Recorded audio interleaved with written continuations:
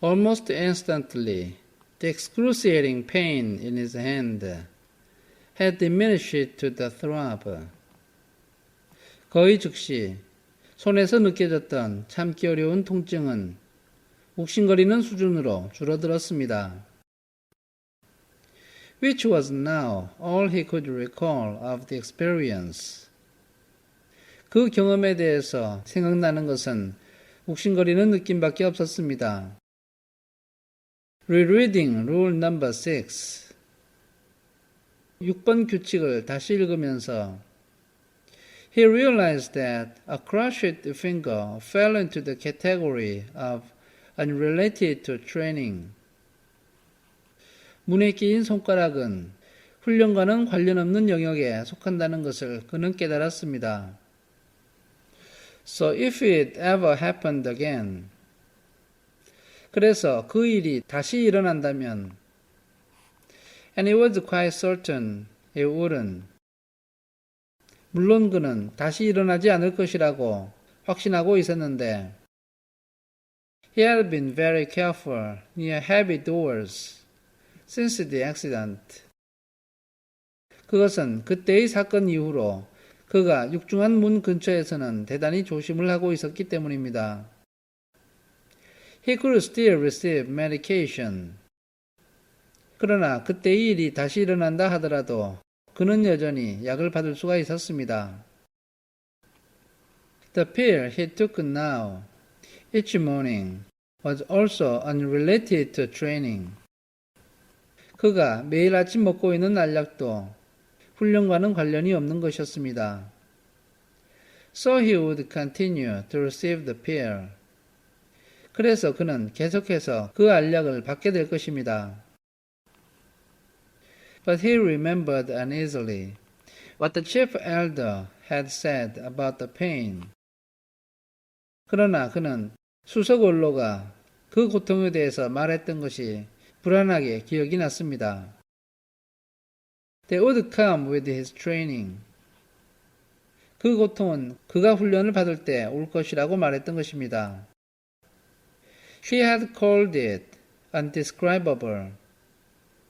수석 원로는 그것을 표현할 수 없는 고통이라고 말했습니다. Jonas swallowed hard. 조나스는 침을 꿀꺽 삼켰고 trying without success to imagine what such a pain might be like with no medication at all. 약도 없는 상태에서 그 고통은 어떤 것일까 상상해 보았지만 성공하지 못했습니다. But it was beyond his comprehension. 그 고통은 그가 이해할 수 없는 것이었습니다. He felt no reaction to rule number 7 at all. 그는 7번 규칙에 대해서는 아무런 감정도 생기지 않았습니다. It had never occurred to him that, under any circumstances, ever, he might apply for release. 어떠한 상황에서도 그가 임무 해제를 신청할 수도 있다는 생각이 그에게는 전혀 떠오르지 않았기 때문입니다. Finally, he steeled himself to read the final rule again. 마지막으로 그는 마음을 단단히 먹고 마지막 규칙을 다시 읽었습니다.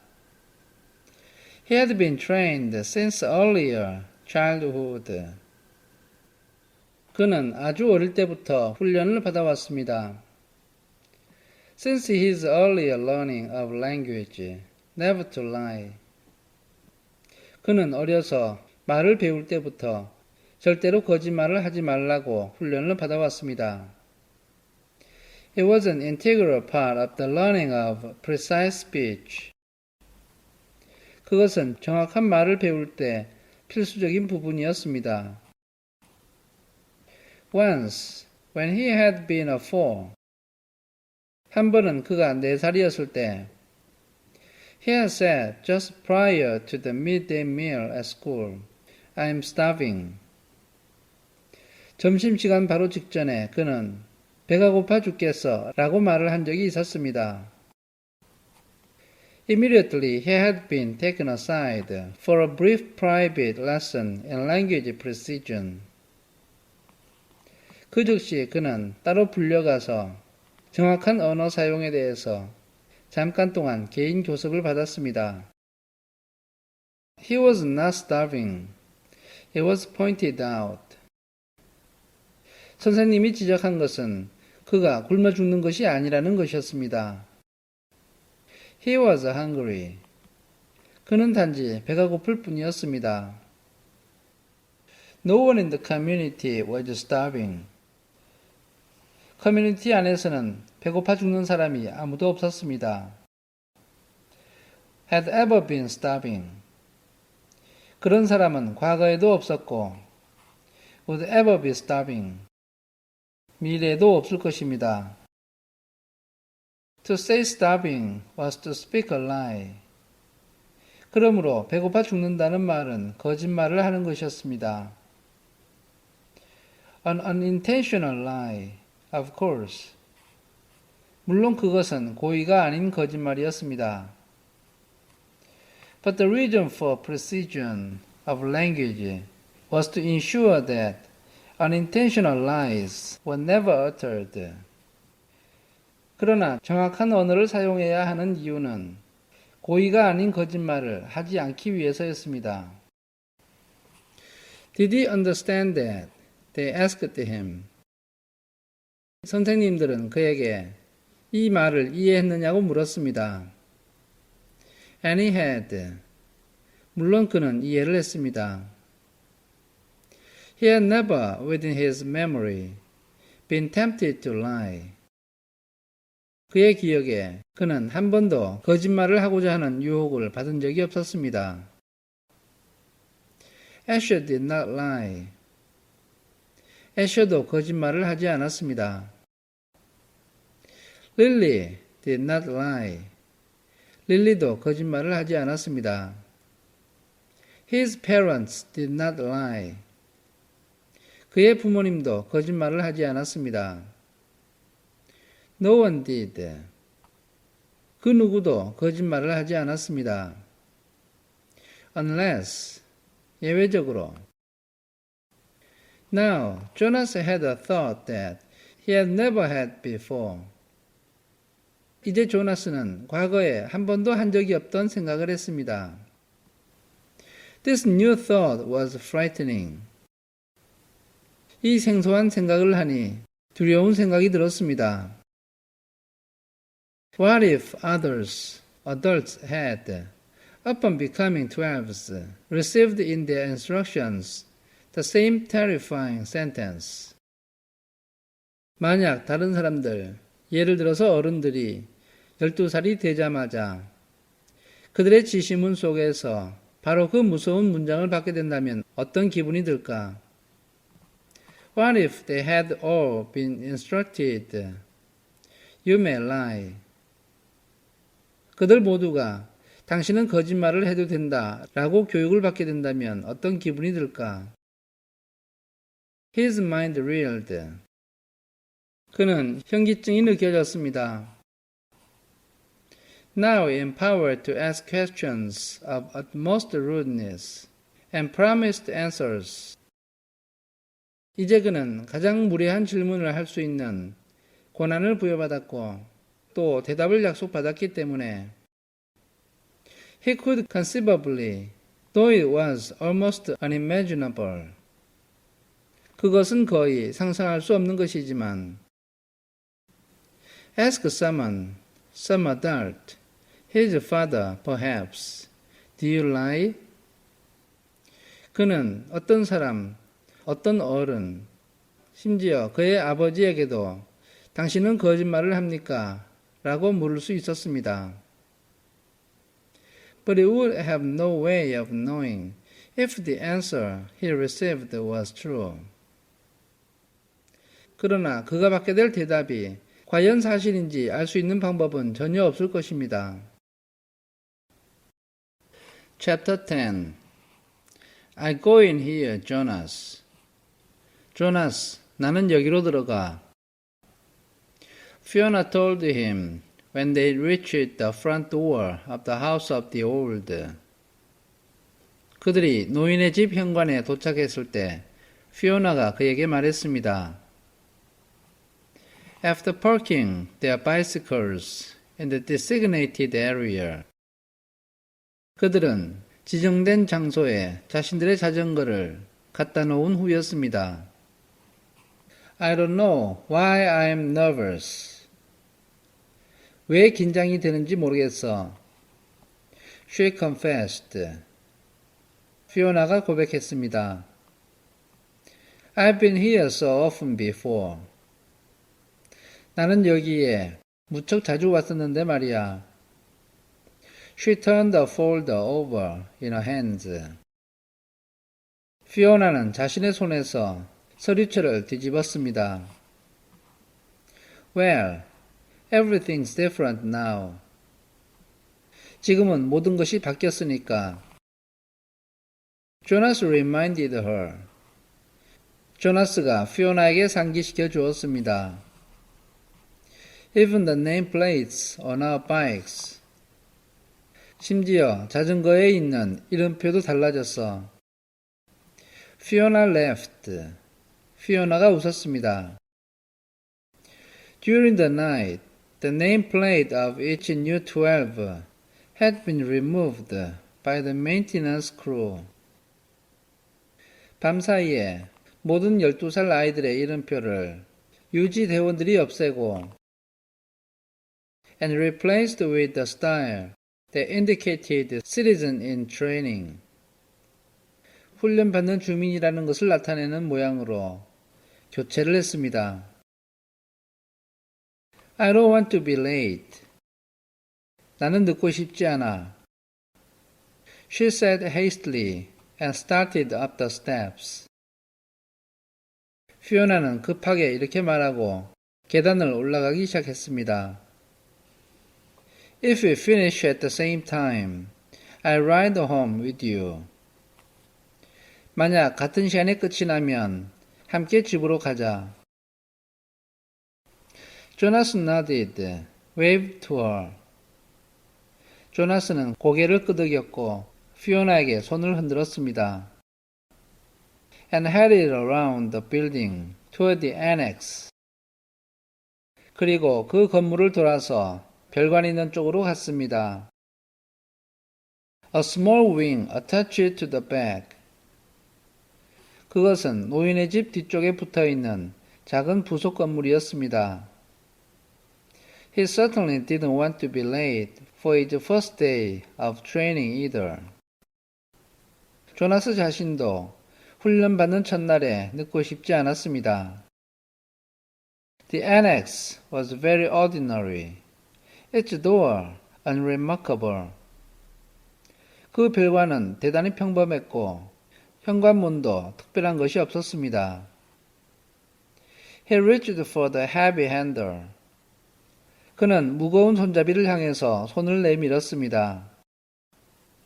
Then noticed the buzzer on the wall.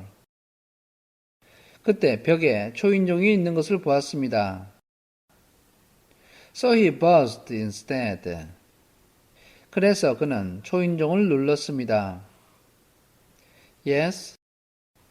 The voice came through a small speaker above the buzzer. 초인종 위에 있는 작은 스피커로 네라는 목소리가 들려왔습니다. It's Jonas. 저는 조나스입니다. I'm the new. 저는 새로운. I mean, 제 말은. Come in. 들어오세요. A click indicated that the door had been unlatched. 딸깍하는 소리가 나면서 그 문이 열렸다는 것을 알려주었습니다. The lobby was very small and contained only a desk. 로비는 대단히 작았고 책상 한 개밖에 없었습니다. At which a female attendant sat working on some papers. 그 책상에 여자 안내원 한 명이 앉아서 서류를 보며 일을 하고 있었습니다. She looked up when he entered. 조나스가 들어가자 여자 안내원이 고개를 들었습니다. Then, to his surprise, She stood. 그리고 놀랍게도 그 안내원이 자리에서 일어났습니다. It was a small thing, the standing. 자리에서 일어나는 것은 작은 행동이었습니다. But no one had ever stood automatically to acknowledge Jonas's presence before. 과거에는 그 누구도 조나스가 온 것을 인정해서 바로 자리에서 일어나지 않았습니다. Welcome, receiver of memory. 환영합니다, 기억 보유자님. She said respectfully. 그녀는 공손하게 이렇게 말했습니다. Oh, please. He replied uncomfortably. 조나스는 불편해하며 대답했습니다. Call me Jonas. 그냥 저를 조나스라고 불러주세요. She smiled, pushed the button. 그 안내원은 미소를 지으며 어떤 버튼을 눌렀습니다. And he heard a click that unlocked the door to a left. 그리고 딸깍 소리가 나더니 그 안내원의 왼쪽에 있는 문이 열렸습니다. You may go right on in. 이제 들어가시면 됩니다. She told him. 그 안내원이 조나스에게 말했습니다. Then she seemed to notice his discomfort and to realize its origin. 그때 안내원은 조나스가 어색해하는 것을 알아차렸고 그 이유를 깨달은 것 같았습니다. No doors in the community were locked, ever. 커뮤니티 안에서는 어떠한 문도 절대 잠그지 않았습니다. None that Jonas knew of anyway. 조나스가 알기로는 그랬습니다. The locks are simply to ensure the receiver's privacy. 문을 잠그는 것은 기억 보유자님의 사생활을 보호하기 위한 것입니다. Because he needs concentration. 왜냐하면 기억 보유자님은 집중을 해야 하니까요. She explained. 그녀가 이렇게 설명했습니다. It would be difficult if citizens wandered in. 만약 주민들이 돌아다니다가 들어가면 곤란해질 겁니다. Looking for the department of bicycle repair or something.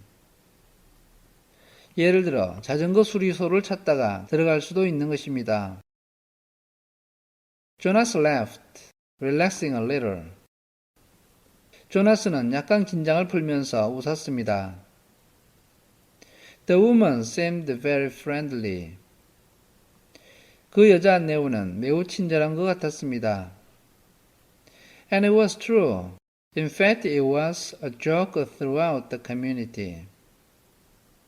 그녀의 말은 사실이었는데 사실 그것은 커뮤니티의 모든 곳에 퍼져 있는 농담이었습니다. That the Department of Bicycle Repair, an unimportant little office, was relocated so often.